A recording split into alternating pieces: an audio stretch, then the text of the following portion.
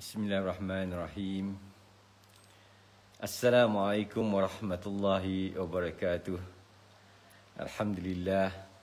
Alhamdulillahirabbil alamin. Hamdan yuafi ni'amahu wa yukafi mazidah. Ya Rabbana lakal hamdu kama yanbaghi li jalali wajhika wa azimi sultanik. Allahumma salli ala sayyidina Muhammad wa ala ali sayyidina Muhammad.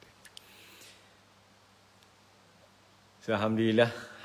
So, bertemu lagi kita pada pagi ini. So, apa khabar anda semua hari ini? So, saya doakan anda semua terus sihat insya-Allah di pagi hari ini insya-Allah. So, Alhamdulillah seperti mana biasa. Selepas subuh insya-Allah dalam pukul jam waktu ini kita akan bersama dalam program bersama dengan saya untuk kita asah minda kita. Untuk kita teruskan, untuk kita asah minda kita. InsyaAllah hari ini kita nak teruskan bagaimana kita nak sambil kita borak-borak pagi ni, macam mana kita nak cetuskan minda kita, macam mana kita nak gunakan kemampuan minda kita sebenarnya untuk gerakkan kita, untuk corakkan perjalanan kita setiap hari insyaAllah. Kerana seperti mana yang saya telah bincangkan semalam, betapa minda ini sangat kuat, betapa minda, cetusan minda ini sebenarnya yang membawa revolusi dalam dunia hari ini. Kita tengok macam mana pembangunan, macam mana pembentukan dan sebagainya adalah bermula daripada minda. Bagaimana saya bagi contoh semalam, bagaimana kapal terbang yang berat, besi yang berat mampu diterbangkan. Bagaimana besi yang berat juga mampu diapungkan di tengah lautan. Dan pelbagai lagi sebenarnya semua ialah cetusan minda.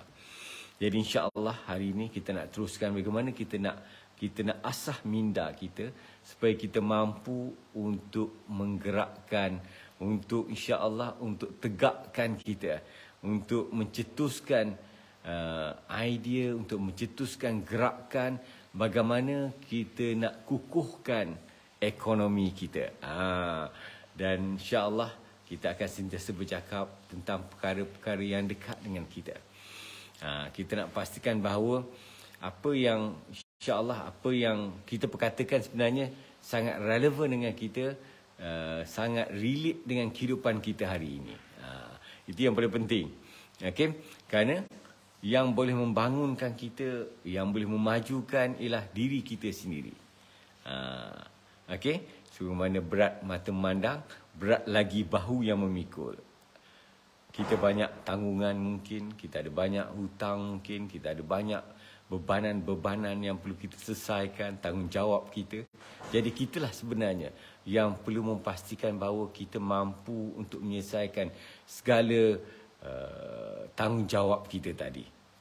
Jadi mau tak mau sebenarnya kita mesti kena ada cetusan idea. Kita kena ada cetusan daripada minda kita yang kita asah, yang mampu mencorakkan perjalanan kita.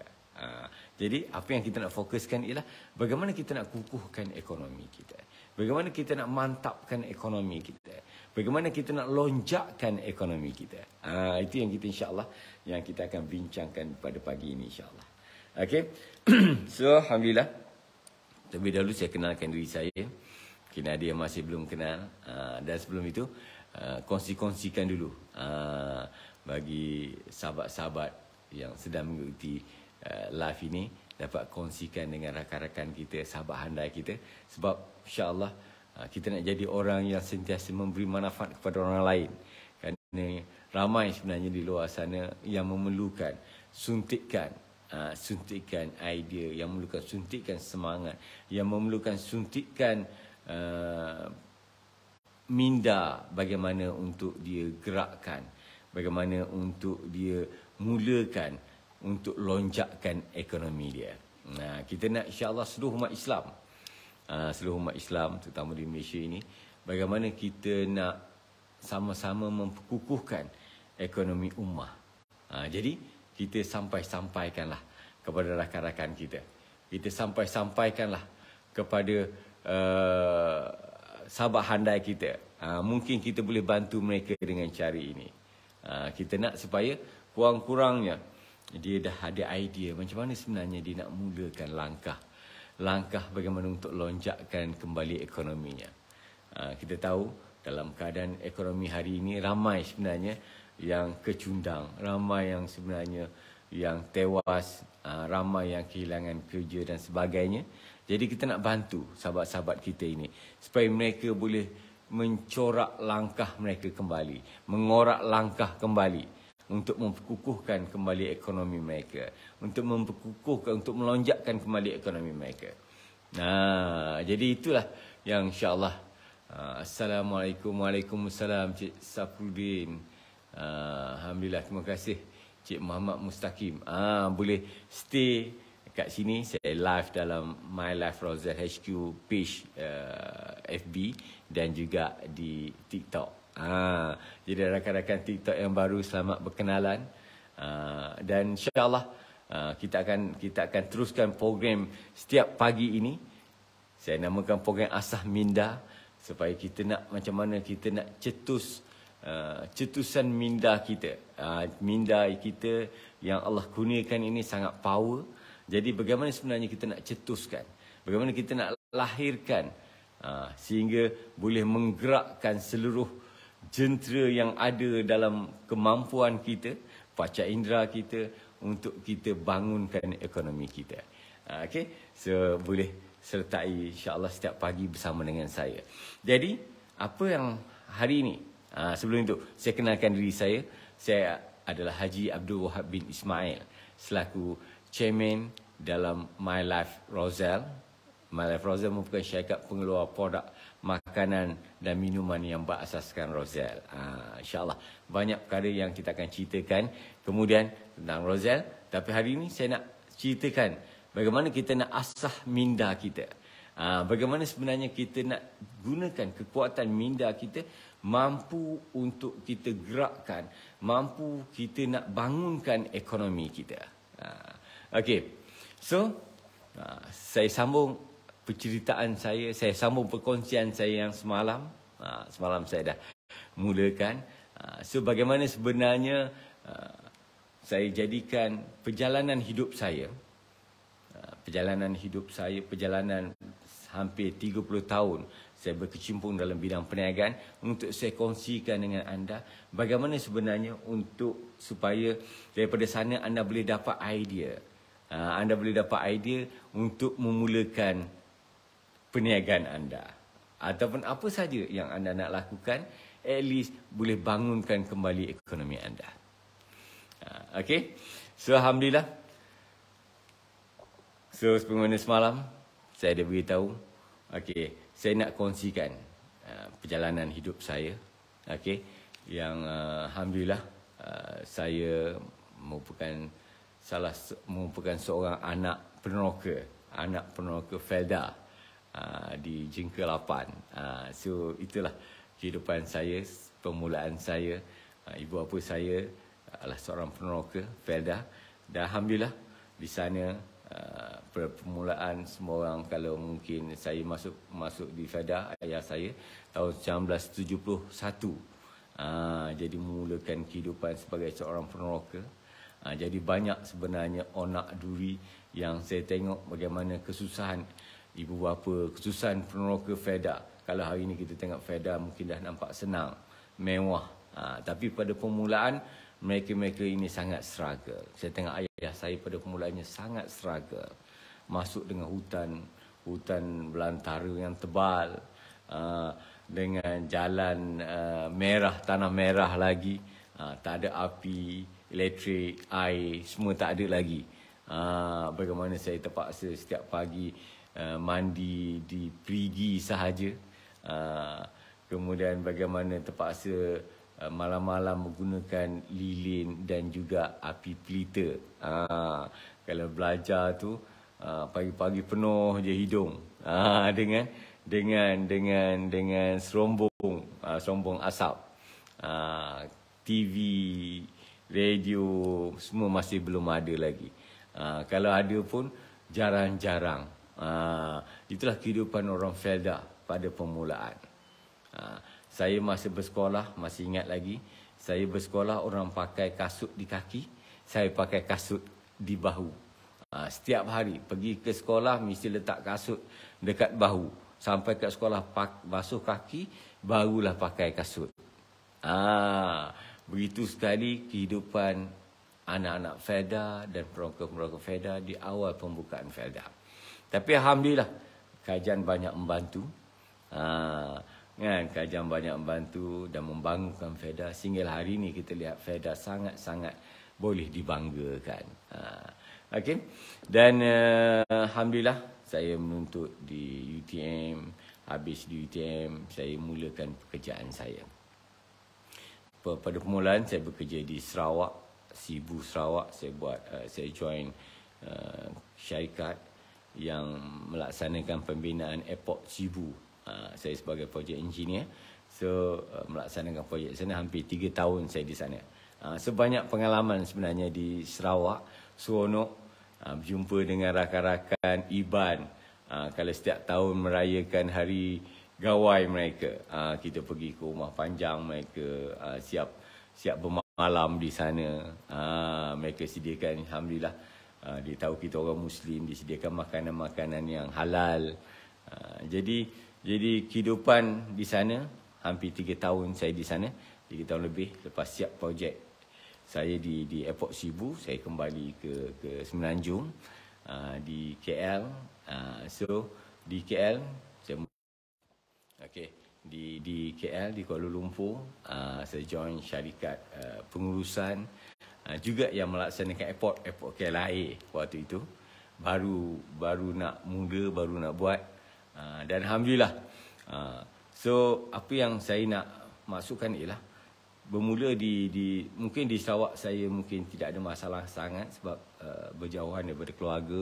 Jadi waktu itu bujang, memang fokus kepada kerja sahaja. Tapi bila di KL saya dah start berumah tangga. Jadi keperluan ekonomi itu agak tinggi. Jadi waktu itu walaupun saya bekerja dengan gaji alhamdulillah, tetapi saya merasakan bahawa saya perlu tingkatkan ekonomi saya. Dan bermula daripada situlah sebenarnya saya dah mula berjinak-jinak bagaimana sebenarnya saya boleh bangunkan ekonomi saya. Saya boleh bangkit ekonomi saya. Sewaktu itu mungkin modal belum cukup, saya tak mulakan perniagaan, tapi saya mulakan perkhidmatan. Saya gunakan apa yang saya ada, kepakaran saya. Waktu itu memang saya boleh merancang, saya terlibat dengan perancangan dan sebagainya, buat scheduling. Jadi saya ambil upah buat scheduling. Ramai waktu tu yang nak CPM. Kalau orang dalam bidang construction dia tahu, kontrak itu wajib kena kemukakan, submit dia punya CPM. Jadi waktu itu saya ambil upah buat CPM kepada kontraktor. Dan alhamdulillah dapat menampung perbelanjaan saya di Kuala Lumpur. Kan? Kerana kita tahu perbelanjaan di Kuala Lumpur waktu itu sangat tinggi, dan bukan waktu itu saja, sekarang juga sangat tinggi. Jadi saya perlukan tambahan, duit tambahan. Jadi waktu itu walaupun bekerja siang, daripada pukul 8 sampai pukul 5 saya bekerja. Selepas waktu bekerja, saya mulakan kerja-kerja saya sebagai untuk ambil upah untuk buat CPM. Alhamdulillah hampir 3 tahun saya di Kuala Lumpur juga. Kemudian saya berpindah ke Kuantan. Tujuannya sebab saya nak dekat dengan mak saya. Saya dah lama tinggalkan mak saya masa belajar. Lepas masa di Sarawak saya tinggal mak saya. Jadi saya kira waktu ini saya perlu untuk dekat dengan mak saya. Jadi saya pindah ke Kuantan. Kebetulan mak saya masih berada di Jengka, tapi dekat Kuantan dengan Jengka dah dekat sikit. Jadi mudah saya untuk berulang alik. Jadi alhamdulillah waktu di Kuantan. Di Kuantan saya mulakan penghidupan saya bekerja waktu itu sebagai project manager. Kemudian tapi dalam masa yang sama, saya berpeluang untuk melihat peluang yang ada. Kerana Kuantan waktu itu masih lagi fresh, masih lagi banyak sebenarnya peluang-peluang. Dan satu peluang yang saya nampak waktu itu ialah menjalankan khidmat rekreasi. Kalau siapa-siapa di Kuantan mungkin tahu, kita ada satu tasik di Kuantan ini. So di sana sebenarnya saya mulakan projek rekreasi air, Gelora, Tasik Gelora. So kat sana waktu itu saya bersama dengan abang saya mulakan perniagaan rekreasi air. Saya cari boat, saya cari ansur kereta api air dan sebagainya daripada Genting, daripada banyak tempat yang mereka nak lupuskan. Saya baiki semula, saya refurbish semula, saya betulkan balik, saya buat balik. Kemudian saya gunakan itu sebagai rekreasi air yang saya perkenalkan di Tasik Gelora, Kuantan suatu masa dulu.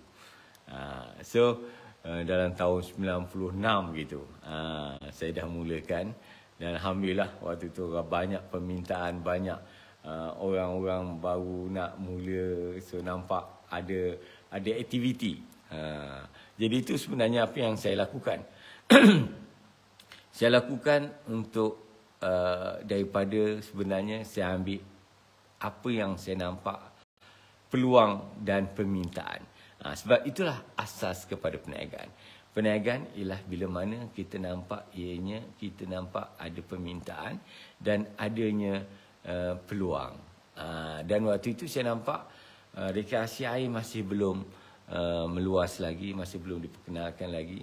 Jadi saya buat proposal bagi pada MPK untuk buat rekreasi air di Tasik Gelora. Jadi saya mulakan perniagaan saya itu. Itu yang permulaan. Waktu bekerja saya masih bekerja sebenarnya. Yang itu sebagai part time saya. Lepas waktu kerja saya pergi jaga. Sebelum pagi saya upah orang lain untuk jaga dulu. Kemudian waktu kerja lepas kerja saya pergi untuk jaga. Itu yang saya lakukan. So maknanya di sini apa yang saya nak kongsikan dengan anda ialah di mana juga yang kita berada sebenarnya, apa yang kita lihat ialah untuk kita bangunkan ekonomi tidak semestinya kita perlukan modal yang besar pada permulaan. Apa yang paling penting ialah bagaimana sebenarnya kita sendiri yang create peluang itu. Kita yang kena create peluang itu. Okey, dan ianya bermula daripada apa? Daripada cetusan minda.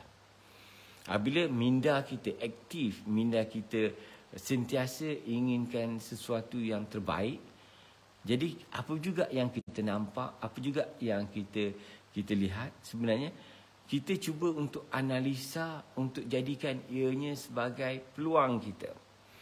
Sebab itu apa juga kalau ada masalah, kerana di dalam masalah itu sebenarnya ada peluang. Okey, dalam bila mana kita lihat orang tak ada tempat nak pergi, macam saya lihat tak ada tempat nak pergi di Kuantan ini, dan tak banyak aktiviti yang ada. Jadi waktu itu saya nampak peluang untuk saya tawarkan kepada orang ramai perkhidmatan rekreasi air. Jadi daripada sana sebenarnya saya mulakan.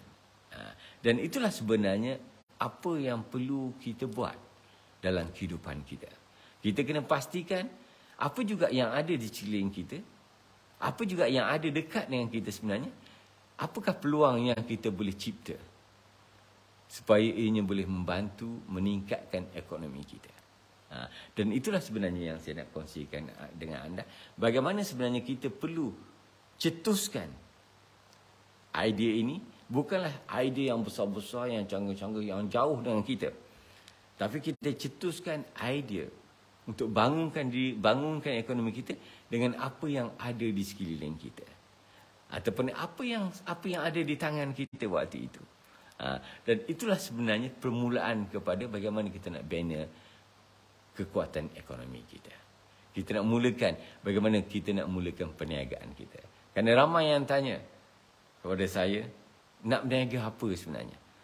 Saya minat berniaga tapi saya tak tahu nak berniaga apa. Kan? Ramai yang bertanya macam tu. Ramai yang kemukakan soalan sebegini. Ramai yang bertanya-tanya nak mulakan perniagaan. Tapi nak berniaga apa? Sebenarnya kita tak perlu fikir jauh-jauh pun. Tak payah nak tengok apa yang permintaan di New York, apa yang permintaan di England, apa yang permintaan di Arab Saudi, apa yang permintaan di Jepun dan sebagainya. Kita tengok apa permintaan yang ada di sekeliling kita. Itulah sebenarnya asasnya. So daripada sana sebenarnya, daripada situlah sebenarnya kita kena explore, kita kena bangunkan lebih lagi. Kita kena cipta lebih lagi. Dan inilah sebenarnya asas yang insya-Allah yang saya akan kongsikan dengan anda seterusnya pada hari-hari berikut. Bagaimana sebenarnya kita nak bina, kita nak mulakan membangun ekonomi kita dengan apa yang ada di sekitar kita. Okey, so insya-Allah saya kira itu saja perkongsian saya pada pagi ini, insya-Allah. Sebab saya tak nak ambil masa yang panjang. Saya dah beritahu mungkin dalam 15 minit, 20 minit paling lama untuk saya bersama dengan anda setiap pagi. Tapi insya-Allah kita akan jadikan ini sebagai permulaan. Saya nak untuk kita asah minda kita, untuk memberi cetusan minda kita yang akhirnya boleh bangkit, boleh membangunkan ekonomi kita. Okey, insya-Allah kita jumpa lagi setiap pagi insya-Allah, dan kongsikan video ini kepada rakan-rakan anda. Sekian daripada saya, wabillahi taufiq wa hidayah. Wassalamualaikum warahmatullahi wabarakatuh.